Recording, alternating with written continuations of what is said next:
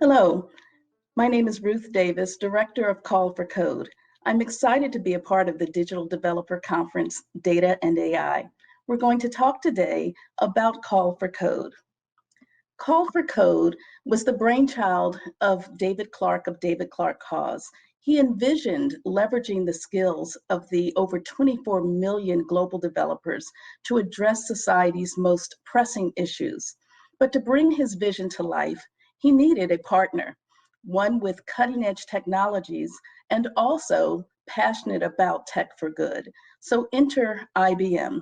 We became the founding partner in 2018 and developed an annual challenge, which is the largest Tech for Good challenge of its kind.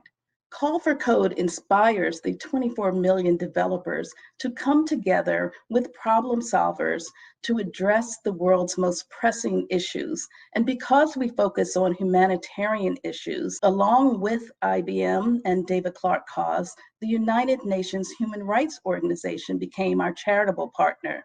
And because we want these solutions that are created to be sustainable, to be accessible, customizable, scalable, they're developed as open source projects, and the Linux Foundation became our affiliate partner for Call for Code.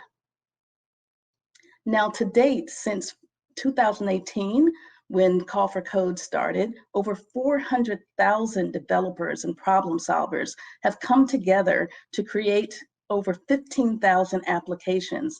These developers hailed from 179 nations, all passionate about tech for good.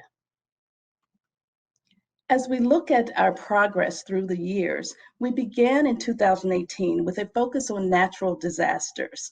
So if you look at Project OWL, which was our first challenge winner, OWL stands for Organization, Whereabouts, and Logistics. The focus there was on providing communications and connectivity in the aftermath of a natural disaster. So think Hurricane Maria and the aftermath in Puerto Rico with a lack of power, with cell phone towers that were out. That was the heart of the design for Project OWL. It was fortified and actually tested in Puerto Rico in 2019 after the solution was a part of the global challenge. What is so important about Call for Code solutions is that they are not just recipients of an award as part of the challenge. We focus on making sure that those solutions are deployed in the communities that they were designed for. In 2019, our focus remained on natural disasters. Prometeo was the winning solution. Their team consisted not only of developers and technologists, but also a nurse and a firefighter. The solution was a device that assessed the toxicity levels in the air while firefighters were fighting fires. This solution has been tested and deployed in Argentina and Australia and other locations. In 2020, our focus was climate change, a major threat to the world.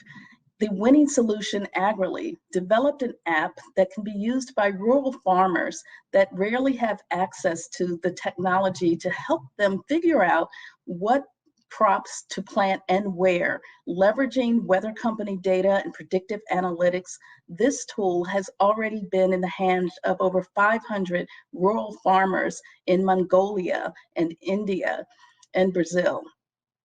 But 2020 had many challenges. And the pandemic hit us in 2020, and we began a challenge focused on developing solutions for COVID-19. SafeQ was one of those, which helps provide social distancing information via an app.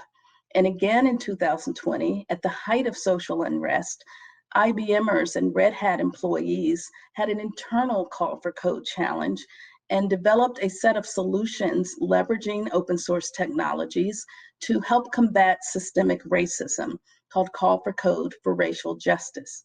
Now, in 2021, we are once again focused on climate change as that continues to be a major threat to the world. There are many benefits to being a part of Call for Code. When you join us, you have the opportunities to build your skills leveraging cutting-edge cloud technologies and AI, along with other technologies that are available to you.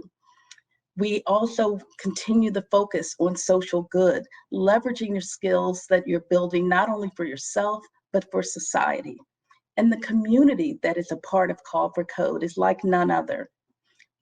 I mentioned the over 400,000 developers that are a part of the community, but problem solvers are also a part of our community. Those without deep technical skills can also participate, as I mentioned, the nurse, a firefighter, etc. In Belgium, there's a 17-year-old who found out about Call for Code via Twitter and is on a team right now working on open source solution for early earthquake warning systems, working with developers on my team and developers globally, contributing to Tech for Good. And finally, I mentioned it's so important for Call for Code that we deploy the solutions in the communities that they were designed for. So your ideas are brought to the communities and your ideas to action is a part of Call for Code. And we do have an incentive as part of the challenge. $200,000 is awarded to the winning team. Now, to help you move forward in your development of Call for Code solutions, there are APIs and data sets to help. The weather company, as I mentioned, has already been incorporated into the Agrily solution as an example. And we're really excited that Esri has joined us this year as a partner, providing their mapping tools and data and APIs, their GIS data, to assist in the development of your climate change solutions. There are additional data sets that we make available to you as well, both from our ecosystem of partners and public data sets to really help form the best possible solutions, leveraging what's already there for you. Now, how do we get started? Step one, join the community. It's very simple. At ibm.com/call-for-code, you'll be giving cloud accounts a credit that you can leverage cloud as you're building your solutions. You'll get access to our Call for Code Slack community and updates as we move forward through this process. You'll have access to resources. I mentioned that in 2021, our Call for Code challenge theme is climate change. It's a broad topic. So to help you get started, we aligned ourselves with 3 of the United Nations Sustainability Development Goals around clean water and sanitation, zero hunger, as well as responsible production and green consumption. Experts and subject matter experts and developers have worked together to create starter kits in those 3 sub-theme areas. And then get connected. Once you're in the Slack channel, once you're a part of the community, you may find teammates to help build your solution. You'll meet experts that are available to answer your questions as you're moving through this process, and join the developers from around the world that are working on Tech for Good solutions. Finally, you'll want to submit your solution. That will be due July 31st of 2021. It will consist of a project description, more of an abstract, your source code in your GitHub repository, as well as a 3-minute pitch video. And the judging will occur and we'll have an awards ceremony toward the end of the year.